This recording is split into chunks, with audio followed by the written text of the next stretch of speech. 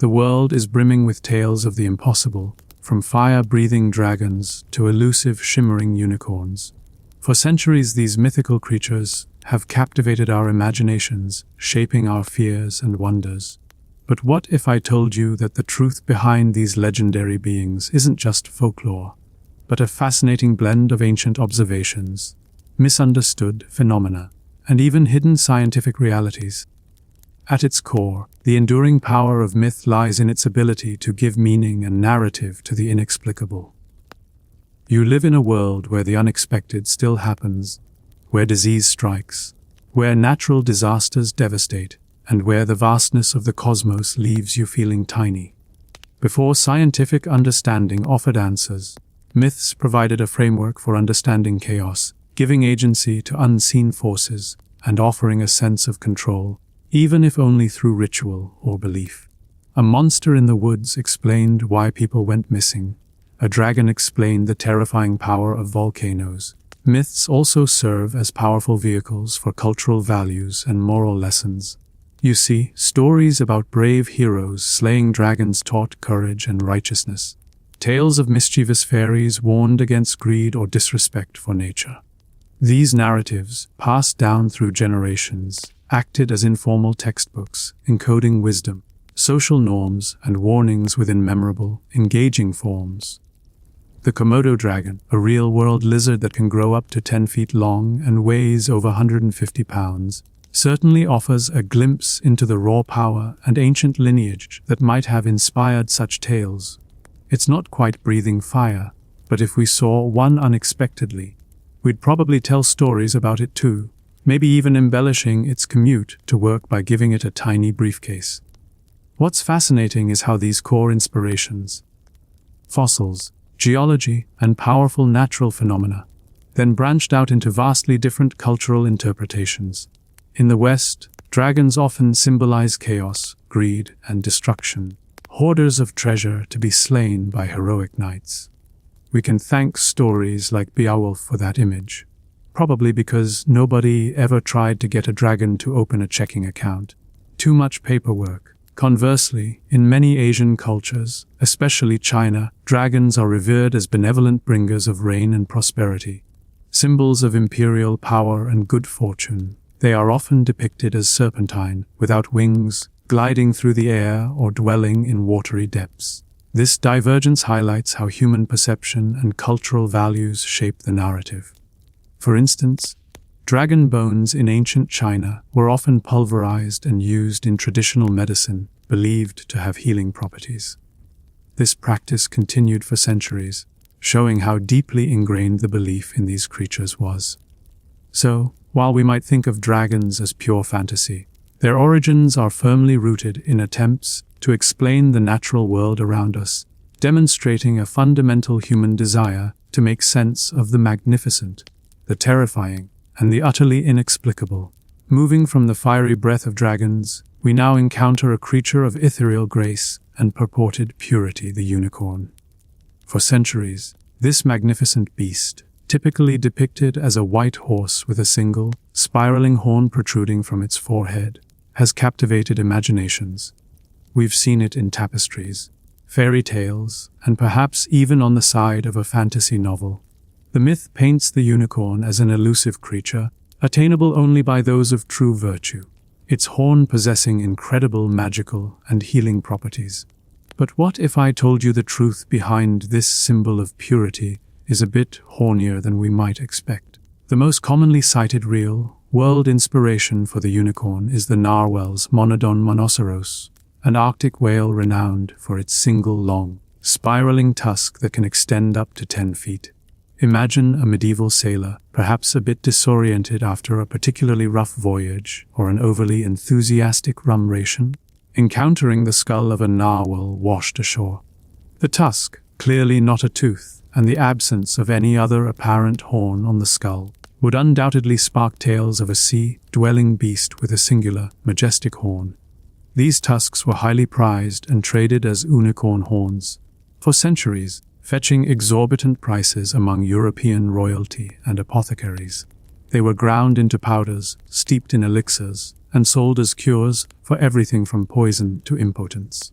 It was the ultimate medieval snake oil, except with whale parts.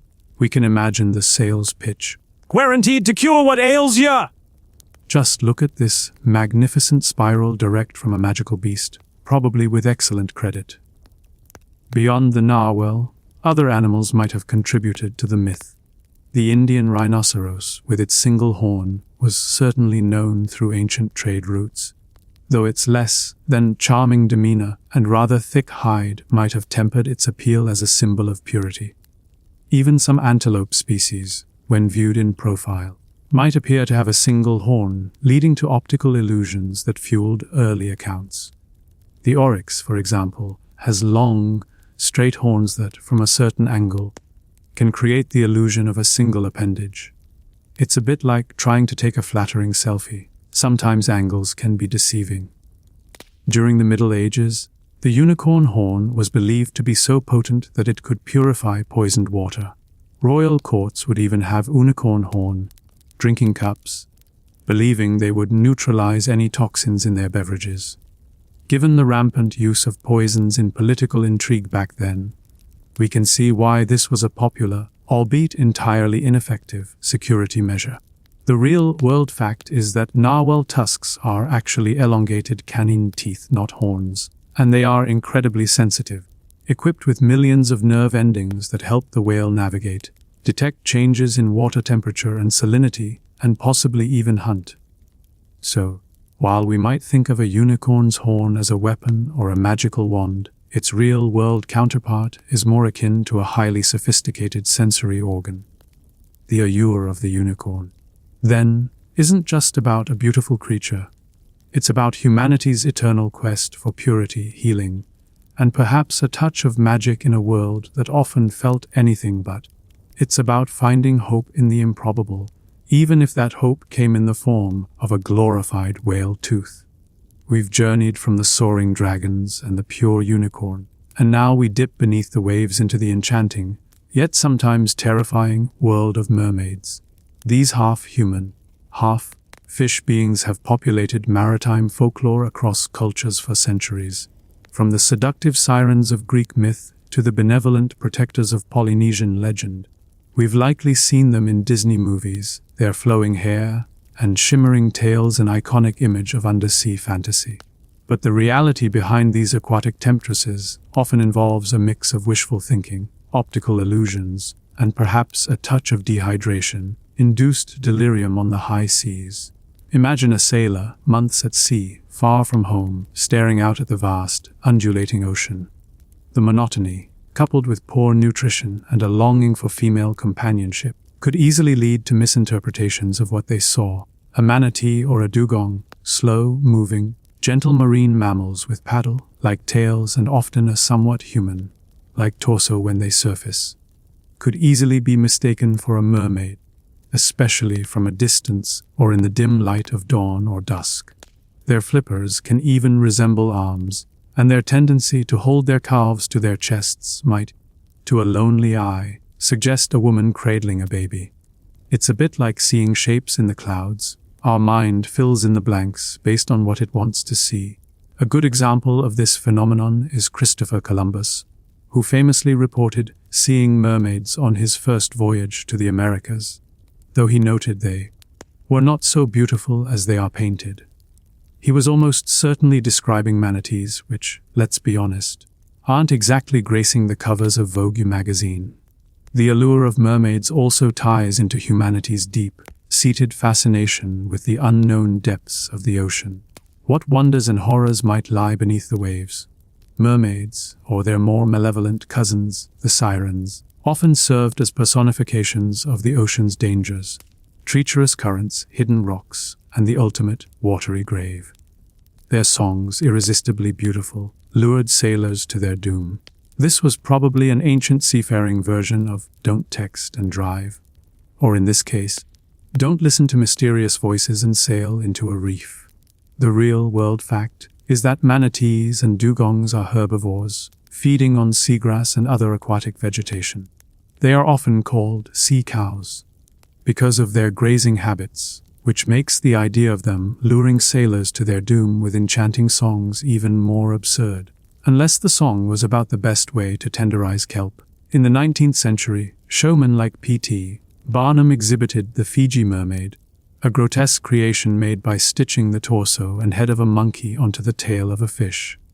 These bizarre exhibits captivated audiences, further blurring the line between myth and reality for a public eager for wonders. It's a testament to how badly people wanted to believe that they'd pay good money to see what essentially amounted to a very poorly assembled art project. So, while we might dream of swimming alongside Ariel, the true origins of mermaids are less about enchanted underwater kingdoms and more about tired sailors, gentle sea mammals, and the powerful human desire to populate the vast, mysterious ocean with beings as captivating as the depths themselves. It's the ultimate catfishing scenario, just with more scales and less internet. From the shimmering tales of mermaids, we now ascend to the colossal figures of giants. These towering beings, often portrayed as brutish and destructive, have stomped through the mythologies of nearly every culture. From the Greek Titans and Norse Jotun to the biblical Goliath, we've seen them scaling castles, wielding massive clubs, and generally making life difficult for smaller folk. But what real-world phenomena could have inspired tales of beings so immense they could reshape landscapes with a single step? The primary suspect in the case of giant origins often lies in paleontological discoveries, specifically the bones of truly massive, extinct creatures. Imagine ancient humans, perhaps digging a well or exploring a cave, unearthing the femur of a woolly mammoth or the skull of a mastodon. These bones, far larger than anything belonging to contemporary animals or humans, would naturally lead to the conclusion that enormous beings once roamed the earth. Without the scientific understanding of prehistoric megafauna, the most logical explanation for such gargantuan remains would be giants. It's a bit like finding a dinosaur bone in our backyard today and immediately assuming our neighbor has a really big dog. A real world fact supporting this is that fossilized bones of large hominids, like Gigantopithecus blacki, an extinct ape that stood up to 10 feet tall, have been discovered. While not human, their immense size could easily have fueled ancient tales of towering beings, especially if more complete skeletons were ever unearthed. Beyond bones, geological formations also played a significant role. We might see a massive rock outcrop resembling a petrified face, or a mountain range that, from a certain angle, looks like a reclining human figure. These natural sculptures, carved by wind and water over millennia, could easily be interpreted as the remnants or even the dwelling places of giants. Think of the Giant's Causeway in Northern Ireland, a stunning basalt formation that, to the imaginative eye, certainly looks like the work of colossal hands. It's far more exciting to believe a giant built it than to delve into the complexities of volcanic cooling and crystallization. The sheer scale of nature's wonders often lent themselves to explanations involving beings of equally grand proportions. Some folklorists suggest that stories of giants were also a way to explain ancient megalithic structures like Stonehenge or the pyramids. How else could primitive people have moved such enormous stones without the aid of beings far stronger than themselves? It's almost as if they said, well, we certainly couldn't lift that, so it must have been a contractor with super strength, probably working for cheap. The idea of giants also taps into a fundamental human anxiety about power dynamics, the fear of being small and vulnerable in a world of overwhelming forces. So, while we won't find a skyscraper-sized humanoid roaming the countryside today, the myths of giants serve as a fascinating testament to how our ancestors interpreted the awesome scale of nature and the remnants of a prehistoric world. From the towering figures of giants, we now delve into the shadowy, often terrifying realm of werewolves. These shape-shifting creatures, humans cursed to transform into monstrous wolves under the full moon, have howled their way through folklore for centuries, embodying primal fears of the wild, uncontrollable urges, and the beast within. We've seen them in horror movies, often depicted as tragic figures or ravenous monsters, their transformations a gruesome spectacle. But what real-world conditions or phenomena could have given rise to such a chilling and persistent myth? One of the most compelling explanations lies in a rare genetic disorder called hypertrichosis, often referred to as werewolf syndrome. We see individuals with this condition exhibit excessive hair growth over their entire body, including the face. Imagine encountering someone with hypertrichosis in an age before modern medicine, where physical deformities were often attributed to curses, demonic possession, or supernatural influences. Their unusual appearance, coupled with the inherent human tendency to create narratives around the unexplained, could easily have fueled the belief in human-animal transformations. A real-world fact: Julia Pastrana, a woman with hypertrichosis in the 19th century, was famously exhibited as the ape woman or the bear woman, highlighting how easily physical differences could be exploited and misconstrued as monstrous. It's a sad reflection on societal understanding, making us think about how many people might have signed up for a reality TV show back then if it meant seeing something truly bizarre. Another significant contributor to werewolf myths is the disease rabies. We know rabies as a viral infection that affects the brain, leading to aggressive behavior, foaming at the mouth, fear of waters, a hydrophobia, and often a powerful urge to bite. Consider a rural community in a pre-scientific era, witnessing a person or animal exhibiting these terrifying symptoms. The erratic movements, the unprovoked aggression, the frothing mouth, and the desperate bites would be utterly horrifying and inexplicable. The victim's behavior could easily be interpreted as a monstrous transformation, particularly if they were acting in a way reminiscent of a rabid wolf. The transmission of the disease through a bite would then reinforce the idea of a curse that spreads. It's almost like a medieval public service announcement gone terribly wrong, where instead of "get your pets vaccinated," the message became, "beware the person who starts acting like a hungry wolf after being nipped by a stray." Some historical accounts of werewolf trials in medieval Europe involved individuals confessing to being werewolves, often under duress or delusion. These confessions, whether genuine belief or coerced fantasy, further solidified the myth in the public consciousness.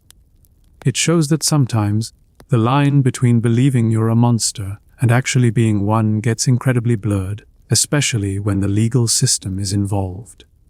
The werewolf, then, isn't just a scary story. It's a profound cultural expression of humanity's struggle with disease, genetic anomalies, and the terrifying concept of losing control over one's own body and mind, giving rise to fears that still make us double check our locks on a moonlit night. From the snarling transformation of the werewolf, we now stumble into the chilling, blood-soaked world of vampires. These nocturnal entities, often depicted as aristocratic seducers or grotesque monsters, sustain themselves on the lifeblood of the living, striking fear into the hearts of communities for centuries.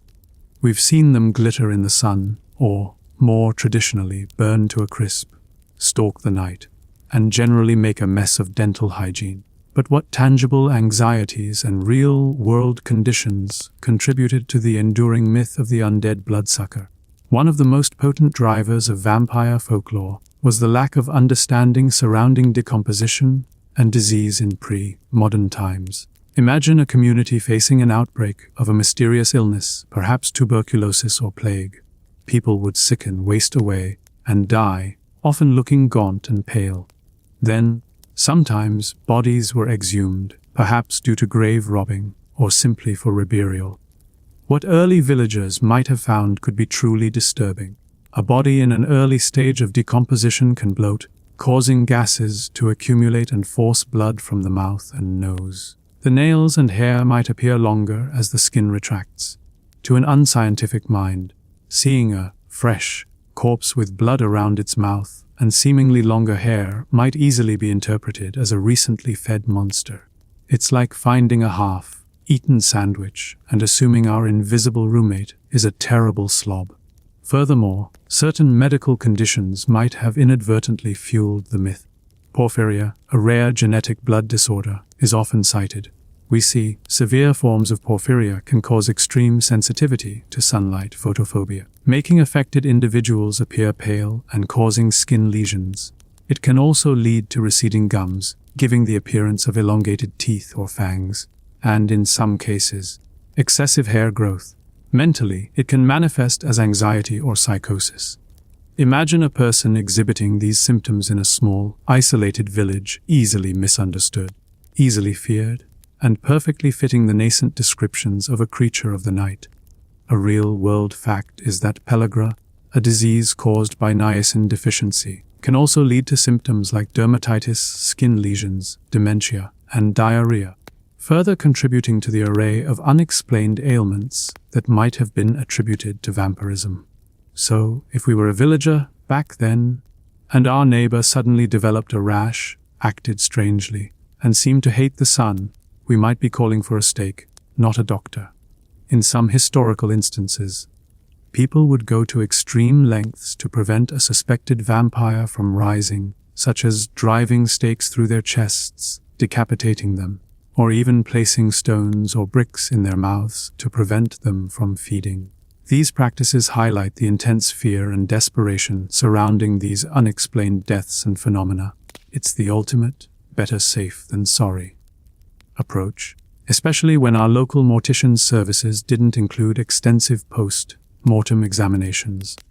The vampire myth, therefore, isn't just about a taste for blood. It's a dark reflection of humanity's struggle with illness, death, and the terrifying unknowns that emerge when understanding fails, leaving us with nothing but superstitions and garlic garlands. Having navigated the shadowy fears of vampires, we now plunge into the murky depths where monstrous tentacles wreathe. The legend of the Kraken. This colossal cephalopod, often depicted as large enough to capsize ships and drag entire crews to their doom, has haunted the imaginations of sailors and landlubbers alike. We've seen it depicted in movies, rising from the abyss, a true terror of the deep. But what real-world encounters might have given birth to such an awe-inspiring, ship-shattering myth? The most obvious and compelling inspiration for the Kraken is, without a doubt, the giant squids, Architeuthis ducks, and its even larger cousin, the colossal squid, Mesonicoteuthis hamiltonate. We see these are not creatures of pure myth. They are very real, deep sea dwellers of astonishing proportions. While encounters with live specimens are rare, especially in the days of wooden sailing ships, carcasses sometimes wash ashore, or parts of them are found in the stomachs of sperm whales, their primary predator. Imagine a lone fisherman, perhaps pulling in his nets, suddenly encountering an enormous, disembodied tentacle, thicker than a man's leg and covered in suction cups the size of dinner plates. Or perhaps a shipwrecked sailor, clinging to debris, witnesses the immense eye of a creature peering from the gloom beneath the waves. These glimpses, combined with the inherent human tendency to exaggerate and embellish a terrifying experience, would quickly snowball into tales of a monstrous beast capable of swallowing ships whole. It's a bit like seeing a large raccoon in our trash and then telling everyone we wrestled a grizzly bear for our leftover pizza. For centuries, sailors whispered stories of sea monsters and devils of the deep, and many of these accounts, when stripped of their supernatural embellishments, likely refer to encounters with giant squids.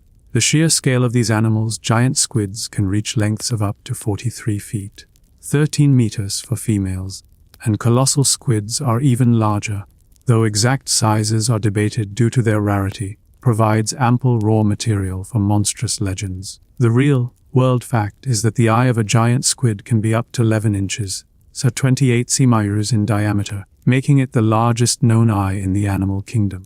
Imagine seeing that staring back at us from the inky blackness. It's enough to make us want to sign up for a landlocked job as an accountant immediately. Some scientists propose that the suction cups on a giant squid's arms and tentacles can leave circular scars on whales, which, if seen by ancient mariners, might have been interpreted as the marks of a gargantuan creature trying to embrace or crush its prey. These circular patterns, coupled with the immense size of the animal, would certainly evoke images of a powerful, dangerous grip. The Kraken, then, isn't just a figment of a sailor's overactive imagination. It's a testament to the awesome, terrifying power of the undiscovered deep and the primal fear of what lies beneath the seemingly calm surface. It's proof that sometimes reality is far stranger and more colossal than fiction. From the crushing embrace of the Kraken, we now turn our gaze skyward toward a creature born from flames and cycles, the phoenix. This magnificent bird, often depicted with brilliant plumage of gold and scarlet, is unique among mythical beasts for its eternal cycle of death and rebirth. It perishes in a burst of flames, only to rise renewed from its own ashes. We've seen it symbolizing hope, resilience, and transformation in countless stories and emblems.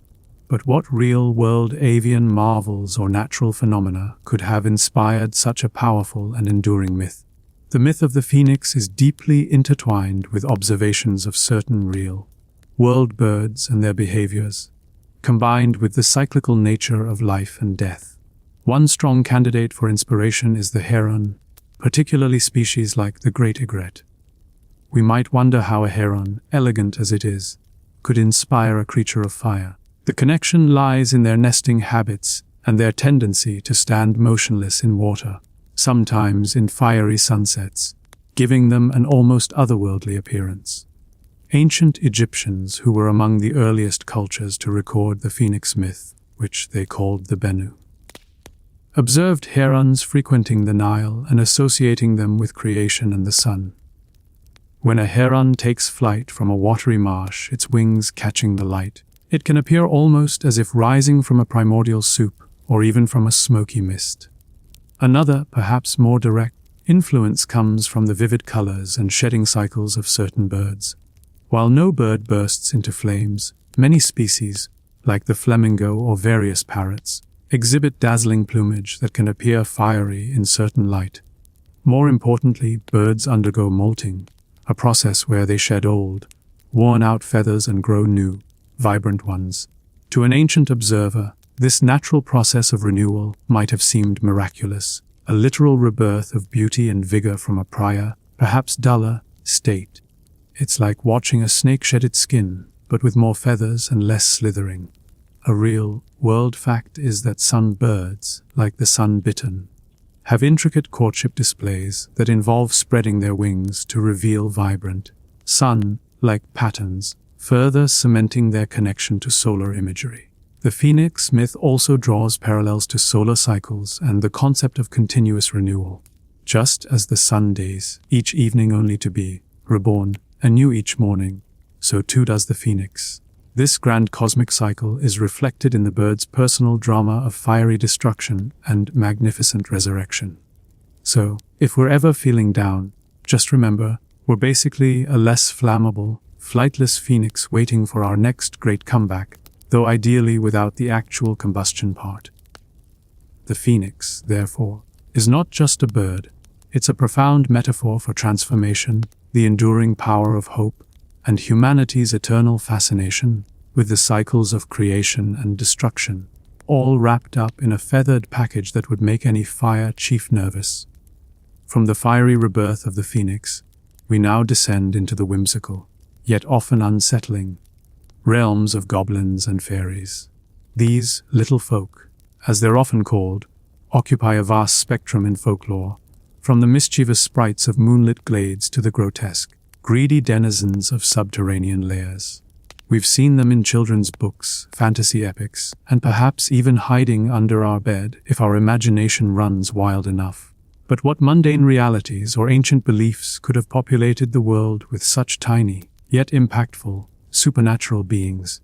The origins of goblins, fairies, brownies, pixies, and a host of other diminutive entities often spring from a combination of animistic beliefs, where spirits inhabit natural objects, and a primitive way of explaining inexplicable occurrences. Imagine an early human trying to understand why milk sours overnight, or why tools go missing, or why a strange noise echoes from the woods. Without scientific explanations for spoilage, misplacement, or acoustics, attributing these events to unseen, often capricious, tiny beings was a perfectly logical conclusion. It's a bit like blaming our Wi-Fi router for all our life's problems. It's an invisible force, therefore it must be responsible. The idea of hidden forces at play in the natural world was deeply ingrained. Furthermore, the concept of the little folk might have been a way to cope with anxieties about the unknown and the wild. The woods, caves, and bogs were dangerous places, full of real predators and hazards. Attributing strange rustlings or unsettling shadows to unseen, mischievous, or malevolent entities provided a narrative framework for these fears. A child falling ill with no apparent cause, perhaps a fairy kidnapped them and left a sickly changeling in their place. This belief, while horrifying, offered a tangible, albeit supernatural, explanation for tragedy.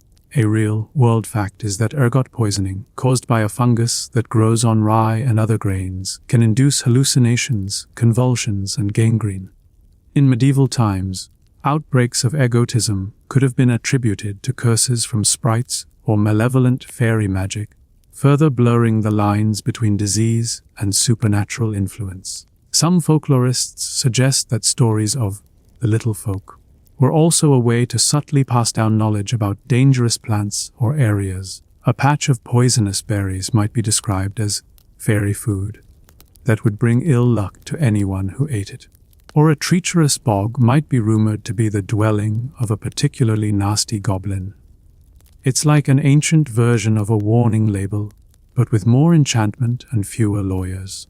So, while we're unlikely to stumble upon a goblin trying to steal our socks, or a fairy demanding tribute for a pristine garden, the myths of these tiny beings reflect humanity's long-standing attempt to understand the natural world, externalize its fears, and perhaps, just perhaps, find a bit of magic in the mundane.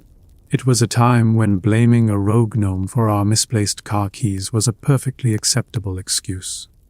Leaving the quaint, yet sometimes sinister, world of goblins and fairies, we fast forward to a much more recent, yet equally perplexing, phenomenon, the Chupacabra. Unlike the ancient myths woven over millennia, the Chupacabra burst onto the scene in the mid-1990s, a testament to how quickly modern legends can take root in the age of rapid communication. This creature, whose name literally translates to goat, sucker, is described as a reptilian or canine, like beast that drains the blood of livestock, particularly goats. We've seen blurry photos and heard breathless accounts, predominantly from Latin America, making it a compelling, modern cryptid. But what's the truth behind this 21st century monster? The most widely accepted explanation for Chupacabra sightings boils down to misidentified animals, often those suffering from severe cases of sarcoptic mange. We see mange as a skin disease caused by parasitic mites, leading to hair loss, thickened and scaly skin, and often an emaciated appearance. A coyote dog or even a raccoon afflicted with advanced mange can look truly grotesque and unfamiliar. Its natural fur would be gone, exposing raw, wrinkled skin that might appear reptilian. The animal would be desperate for food, often targeting easy prey like chickens or goats, and in its weakened state, its feeding might be messy, leaving behind what appears to be drained carcasses rather than typical predator kills. Imagine seeing a mangy, hairless dog trotting through our farm in the dead of night. Without the knowledge of animal diseases, our mind might jump to something far more monstrous. It's the ultimate ugly duckling story, except the duckling is actually a starving, infected predator. The sudden rise of the Chupacabra myth in the 1990s also aligns with increased media coverage and interconnectedness. A sighting in Puerto Rico could quickly spread to Mexico and the United States through newspapers, and later, the internet, allowing the legend to coalesce and gain momentum. It's like a viral video before viral videos were even a thing, but instead of a cat playing a piano, it's a terrifying beast. The real-world fact is that sarcoptic mange is highly contagious among animals and can spread rapidly within a population, leading to multiple animals exhibiting the Chupacabra appearance in a given area. This explains clusters of sightings. Some initial descriptions of the Chupacabra in Puerto Rico in the mid-90s were actually linked to the release of the horror film species, which featured an alien creature with similar reptilian features. This suggests that modern media, much like ancient fears, can provide the visual template for new myths. So, while we might feel a shiver down our spine hearing about a goat sucker, the reality is likely a combination of sick animals, a touch of media influence, and the enduring human desire to find a compelling explanation for the unexplained, even if that explanation involves a really bad skin condition. It just goes to show we don't need 1,000 years for a myth to take hold, just a good story and a few hairless canes. Leaving the relatively recent phenomenon of the Chupacabra, we now journey into the vast, often impenetrable forests of North America, seeking out the elusive giant known as Bigfoot or Sasquatch. Unlike the mythical creatures born from ancient fears or misidentified animals, Bigfoot exists squarely in the realm of modern cryptozoology, the study of hidden animals. We've seen grainy photographs, heard countless eyewitness accounts, and perhaps even felt a tremor of excitement imagining a giant, ape-like creature stalking through the wilderness. But what fuels this enduring mystery, and what real-world possibilities or misinterpretations keep the legend alive? The primary driver of the Bigfoot myth is the consistent pattern of eyewitness sightings reported across remote, heavily forested regions, particularly in the Pacific Northwest of the United States and Canada. People claim to have seen a large, bipedal, ape-like creature, often described as covered in dark hair and emitting a foul odor. While no definitive scientific evidence, like a body or verifiable DNA, has ever been found, the sheer volume and consistency of these accounts, spanning decades, lend the myth an intriguing persistence. It's like trying to get a clear photo of our pet after they've done something naughty. It's always blurry, always fleeting, and always just out of reach. A significant contributing factor to the persistence of the Bigfoot legend is the existence of undiscovered primate species. We see our planet still holds vast, unexplored wildernesses, and new species, even large ones, are still being discovered. Consider the orangutan Pongo pygmaeus and Pongo abelia, a large, tree-dwelling ape that was not widely known to the Western world until the 18th century, despite its significant size. If large primates could remain elusive for so long, the possibility, however remote, of an unknown hominid or ape existing in the vast North American wilderness keeps the flame of Bigfoot alive.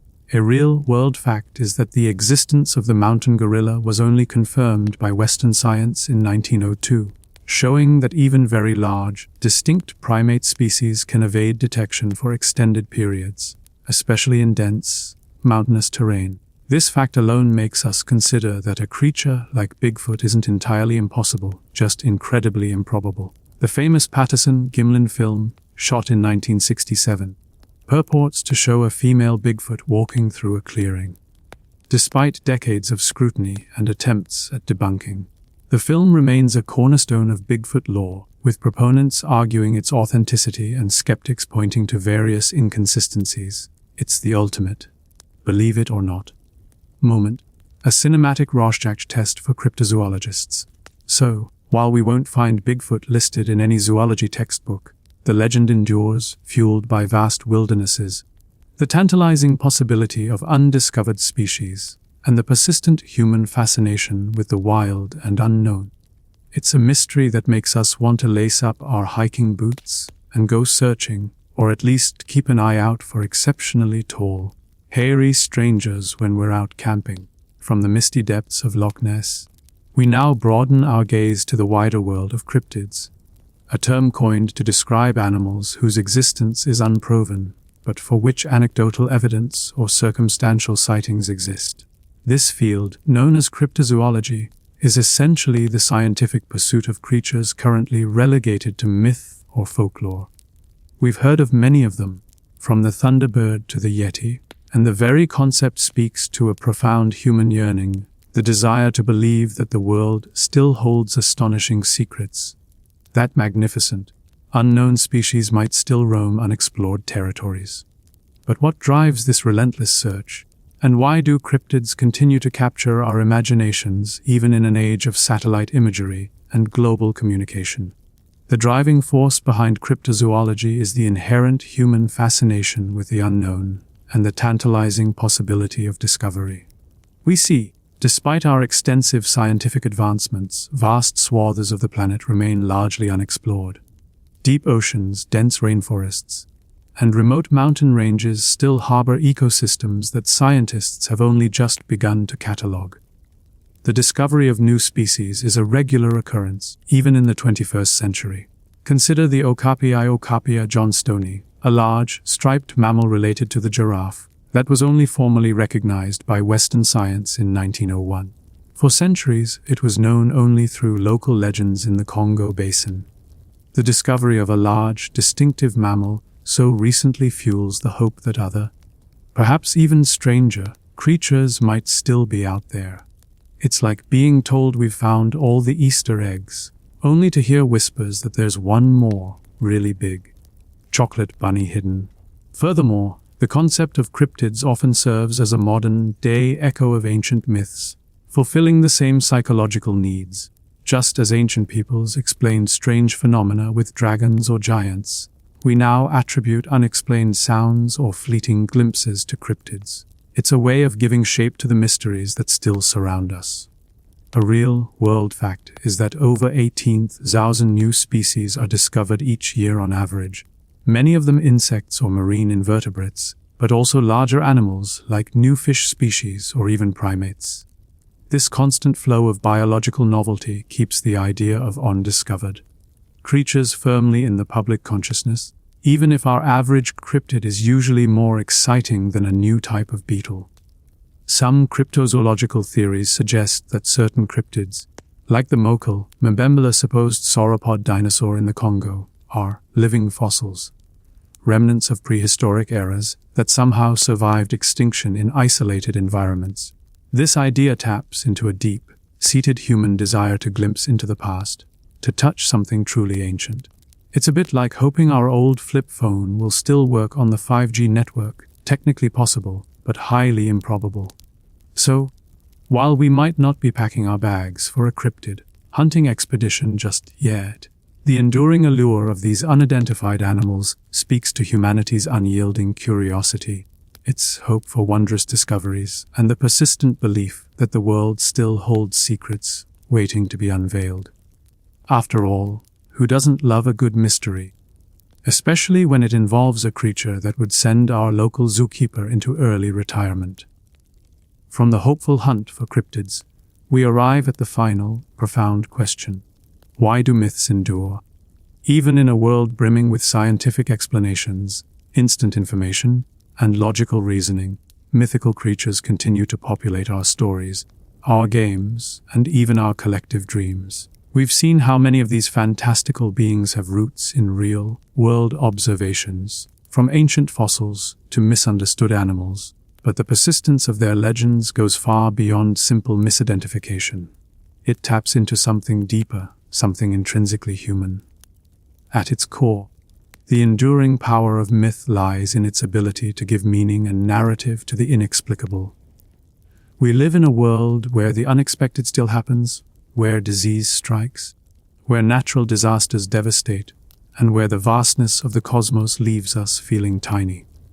Before scientific understanding offered answers, myths provided a framework for understanding chaos, giving agency to unseen forces, and offering a sense of control, even if only through ritual or belief. A monster in the woods explained why people went missing. A dragon explained the terrifying power of volcanoes. It's like a medieval public relations team trying to spin uncontrollable events into relatable stories, probably without a budget for social media. Myths also serve as powerful vehicles for cultural values and moral lessons. We see stories about brave heroes slaying dragons taught courage and righteousness. Tales of mischievous fairies warned against greed or disrespect for nature. These narratives, passed down through generations, acted as informal textbooks, encoding wisdom, social norms, and warnings within memorable, engaging forms. The cautionary tale of Icarus and his wax wings, for example, isn't just about a guy who flew too close to the sun. It's a timeless warning about hubris. A real world fact is that storytelling itself is a fundamental human activity, present in every known culture throughout history, demonstrating our innate need to process information and build connections through narrative. It's a testament to the fact that we're hardwired for a good story, even if it involves a creature that would give our local veterinarian nightmares. Even today, when a particularly strange or frightening event occurs, like a bizarre animal sighting or an unexplained phenomenon, the human tendency to seek a mythical explanation still surfaces. Think of urban legends, conspiracy theories, or even the viral spread of sensationalized news. It's a modern manifestation of the myth-making impulse. We still crave narratives that add drama and meaning to our lives, even if they sometimes involve a creature that would make a sensible biologist apply for early retirement. Finally, myths endure because they tap into our fundamental human capacity for wonder and imagination. We are, by nature, a creature that dreams, that questions, that seeks the extraordinary. Mythical creatures provide an outlet for that boundless creativity, allowing us to imagine worlds beyond our own, to confront our fears in a safe space, and to celebrate the triumph of good over evil. They remind us that even with all our scientific knowledge, there is still magic to be found, still wonder to be experienced, and still stories to be told. After all, what's life without a little bit of magic, even if it's just the magic of a good story?